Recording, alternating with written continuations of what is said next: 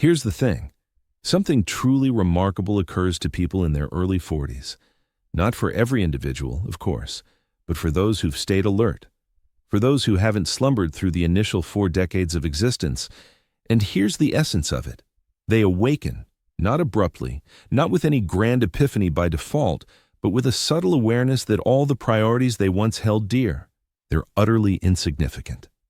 This realization is intriguing, especially since society drills into us from childhood that our younger years represent the peak, that the 20s and 30s mark the era of true vitality, the time for scaling professional heights, forging reputations, and demonstrating our value to the world. Consequently, we devote those periods to endless pursuit. Chasing after what, precisely? Pursuing a notion, a concept of accomplishment imposed by others, a vision of fulfillment drawn from glossy publications or screen entertainment, a blueprint for our identity that bears no relation to our authentic selves. I recall being 25, utterly confident I'd mapped out my future perfectly. I was crystal clear on my path and the steps to reach it. Such unshakable assurance. I was utterly persuaded that relentless effort, sufficient accomplishments, and enough acquisitions would at last deliver contentment. And what unfolded? I toiled diligently. I succeeded. I gathered possessions. Upon arriving at that supposed endpoint, that pinnacle I'd envisioned, I surveyed my surroundings and wondered. Quote, "See, the initial 40 years serve as a form of groundwork, not the conventional sort where you're gearing up for superior prospects ahead. Rather, it's akin to how a larva readies itself for metamorphosis into a butterfly. The larva remains oblivious to its own transformation. It merely exists, munching foliage, inching along, fulfilling its instinctual routines. Yet beneath the surface, a profound shift brews. A preparation unfolds. That's precisely your 20s and 30s. You're the larva. You assume you're merely navigating daily existence, committing errors, enduring emotional wounds, advancing your profession, and deciphering your prescribed role.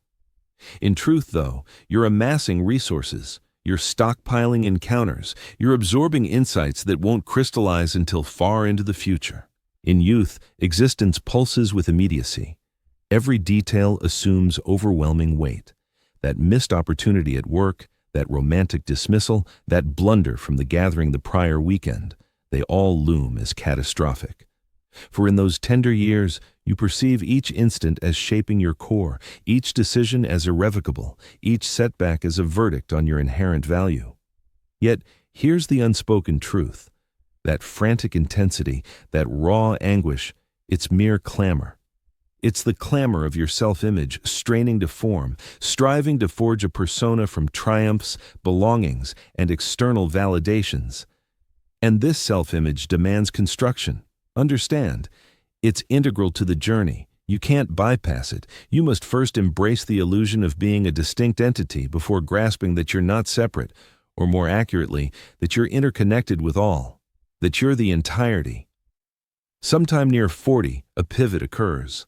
And the pivot, you start piercing the illusion, gradually maybe. It might commence with minor insights. You cease fretting excessively over neighbors' judgments. You grow disengaged from the need to dazzle others. You observe how the elements you formerly deemed essential, the designation on your professional card, the vehicle parked outside, the balance in your accounts, begin to ring empty. And that's when dread emerges. If you're not defined by your successes, if you're not your assets, if you're not your societal function, then what defines you? This inquiry unnerves many.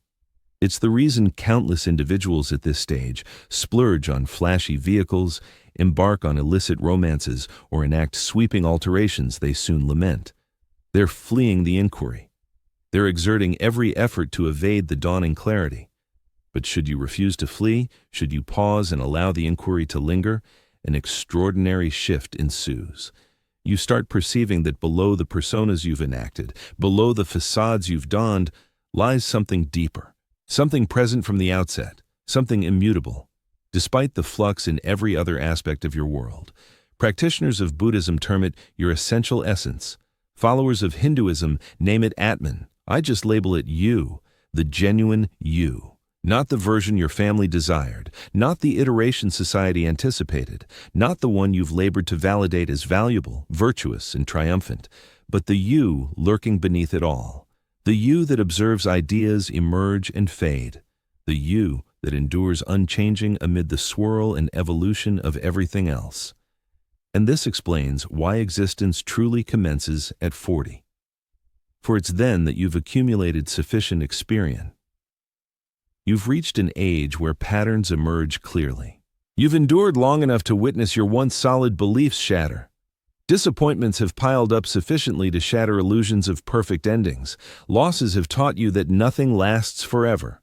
Pain has fostered empathy within you. Setbacks have freed you from the grip of flawlessness. Consider this. In your 20s, each error looms like a disaster since survival hasn't been proven yet. By your 30s, you're still striving to validate your worth to others, still laboring to show the world your significance. Yet at 40, the sheer volume of blunders you've weathered and overcome reveals that they're merely missteps, not disasters. You've poured effort into self-validation only to find that no evidence suffices. Those who cherish you do so unconditionally. Those who don't won't be swayed by your accomplishments. This marks true freedom, not fleeing from existence, but embracing it fully. Accepting who you are, with every line etched on your face, every stumble, every regrettable choice, all of it forms the foundation. You believed those initial 4 decades were about crafting a profession, a household, or a public image. In truth, they supplied the raw resources you'll now draw upon to evolve into your authentic self. I once knew a fellow who devoted his early years scaling corporate ranks in banking. He toiled 70-hour weeks, skipped his kids' special days, forfeited his well-being, his relationship, his inner calm, all in pursuit of the next rung up. Then, at 42, a heart episode struck. Not lethal, but perilously near. Lying there in the recovery room, clarity hit him. He'd devoted half his existence to a pursuit that held no appeal. He'd pursued a notion of triumph imposed by others when he was too naive to challenge it. Upon mending, he resigned. Acquaintances deemed him unhinged. Kin fretted over a possible crisis. But it wasn't collapse. It was emergence. He began instructing young ones in music, his long-buried passion dismissed as unfeasible. For the first time as an adult, contentment filled him. Not from outward conditions, but from harmony with his true essence. That's the shift at 40. Once alert, you cease chasing a mythical tomorrow of flawless bliss. You abandon the idea that joy is a conquest. Instead, you grasp that joy unfolds when you cease obstructing your own path. When you quit pretending to be an imposter. Now, hear this vital truth. This enlightenment, this pivot near 40, isn't inevitable. Countless hit 40, 50, 60, 70 without ever stirring. They repeat old habits, pursue hollow ambitions, baffled by their inner emptiness. Awakening demands effort from you. It calls for halting, lingering to truly examine your path rather than drifting through it mechanically, and confronting a stark truth, your finitude. Youth renders passing away vague, a fate for others, elders in some distant era. But near 40, it sharpens into reality. Your form alters. What once flowed effortlessly now demands work. Loved ones depart, maybe parents, peers, co-workers, those your age. And with piercing insight, nearly agonizing, you know it awaits you. That one day, likely nearer than desired, your lids will seal for good. For many, this dawns as horror, prompting a lifetime of evasion, diversion, denial. Yet for the awakening soul, it's no affliction, it's a boon. It compels the singular, essential query. How will you invest your remaining days? Abruptly, trivial urgencies fade, the spat over a boundary with your neighbor, the sting of exclusion from a gathering, the anxiety over perceived adequacy and status, it all dissolves. Grasping time's scarcity ends, squandering it on trivialities. Thus, existence truly starts at 40. Not via bodily miracles or situational shifts, but through accumulated wisdom and insight that rouses you from the slumber of pretense. revealing the parts you've enacted as mere facades, the self you've constructed as just a construct, the narrative you've been upholding as merely a tale. Deep down, you're far more straightforward and expansive than you ever thought possible. Imagine a wave in the sea that awakens to its unity with the surrounding waters. You've poured so much effort into crafting an extraordinary wave, one that's grand, significant, unforgettable. Then it dawns on you. You're not the wave. You're the entire sea, momentarily shaping itself into that form. When this wave breaks against the coast and fades away, no true loss occurs, for you were never limited to the wave alone. You embody the boundless sea throughout. This insight transforms your entire perspective. Recognizing yourself as the sea eliminates the dread of breaking on the rocks. You cease fretting over being a sufficient wave. You quit measuring yourself against neighboring swells. Instead, you flow with the tide, reveal your essence completely while present, and merge back into the infinite expanse of your origins. Here's the profound beauty in it. When you quit straining to become someone special, you ignite with a vitality deeper than before. All that vigor once wasted on upholding appearances, shielding your sense of self, validating your value, suddenly it's freed up for genuine existence, for deep connections, for innovation, for savoring the remarkable wonder of awareness in this bizarre yet marvelous cosmos. I've witnessed this transformation repeatedly. Folks hit their 40s, encounter their turmoil or enlightenment, call it what you will, and a door swings wide. They at last tackle that artistic endeavor they've delayed. They escape the partnership that sapped their spirit for decades. They voice their true opinions rather than perpetually seeking to satisfy all. They pause long enough to truly relish their meals, to listen to the birdsong, to gaze at the heavens. This isn't recklessness or neglect of duties. It's embracing authenticity. It's swapping the cage of external demands for the liberty of your true self. Certainly, it could upset others. It might involve shifts they can't comprehend. But what emerges is this. Those who cherish your genuine core feel a weight lift. They've longed for you to drop the act. As for those saddened by your refusal to perform on their stage, they never truly perceived you. They viewed the version they required you to embody. Allow me to share the elegance of existence unlocked beyond 40. In youth, you're constantly grasping outward. Greater wealth, higher prestige, deeper affection, broader validation. Your grip tightens, fists balled to seize, retain, dominate.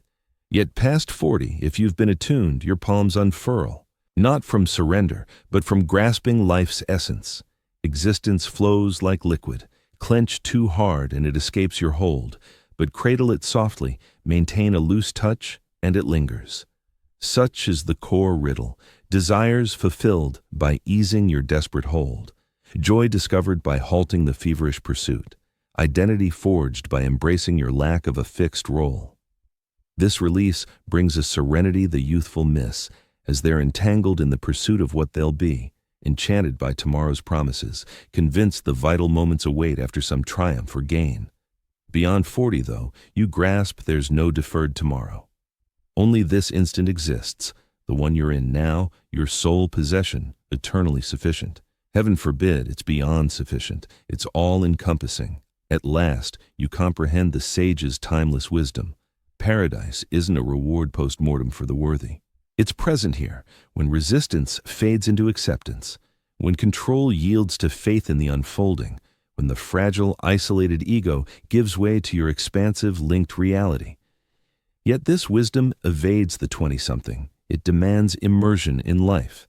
You must attempt mastery overall and observe the collapse, pursue achievement and find its hollowness, construct your persona, then witness its erosion. These aren't defeats, they're the lessons designed, precisely as intended.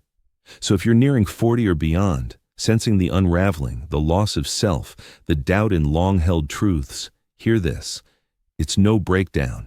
It's metamorphosis. You're not disintegrating, you're integrating. The larva breaks down to birth the wings, and the winged form holds no superiority over its former state. This is merely the ensuing phase. It's the form the caterpillar was destined to assume. Your 20s and 30s weren't squandered, They served an essential purpose. You needed to feel like an individual before realizing you're both insignificant and all-encompassing simultaneously. You had to treat yourself with gravity before grasping how to approach yourself with ease. You had to engage in the pursuit before perceiving it as mere play. And now, reaching 40 or later, a decision awaits. You might resist this realization. You could hold tight to your former self, your past assurances, your familiar habits, despite their mismatch with who you are today. Plenty of folks choose this route. They devote the latter portion of their existence to futilely preserving the persona from the earlier years, and it's draining and pointless in the end. Alternatively, you can embrace it fully. Allow the outdated version of you to fade away, paving the way for your true essence to emerge. Cease the pretense and embrace authenticity. Quit the defenses and welcome acceptance. Halt the endless striving and settle into the radiance of your inherent self. That's precisely why existence truly commences at 40. Not because the prior 4 decades were irrelevant, but because they formed the groundwork for this pivotal instant. The instant you comprehend that securing your spot in the cosmos isn't required. You embody the cosmos itself. Proving your value isn't necessary. Your value is innate, evident, irrefutable.